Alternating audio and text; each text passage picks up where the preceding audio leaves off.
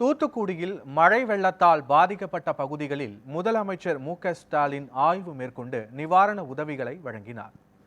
குமரிக்கடலில் உருவான வளிமண்டல கீழடுக்கு சுழற்சியால் நெல்லை, தூத்துக்குடி பெருமழை கொட்டி தீர்த்தது.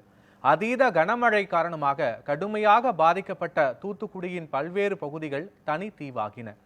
மீட்பு பணிகள் விரைவாக நடைபெற்று வரும் நிலையில் தூத்துக்குடியில் முதலமைச்சர் மு.க.ஸ்டாலின் ஆய்வு மேற்கொண்டார்.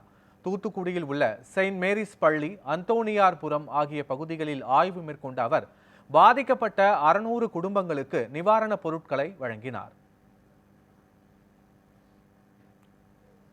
தொடர்ந்து தூத்துக்குடி பேருந்து நிலையத்தில் தண்ணீர் தேங்கியுள்ள பகுதிகளை ஆய்வு செய்த முதலமைச்சர் மு.க.ஸ்டாலின் உடனடியாக வெள்ள நீரை வெளியேற்றுமாறு அதிகாரிகளுக்கு அறிவுறுத்தினார்.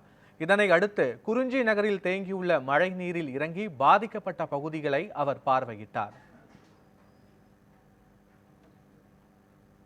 எட்டயாபுரம் செல்லும் பாலத்தில் இருந்து ஓடையில் மழைநீர் செல்லும் வழியை முதலமைச்சர் மு.க.ஸ்டாலின் பார்வையிட்டார்.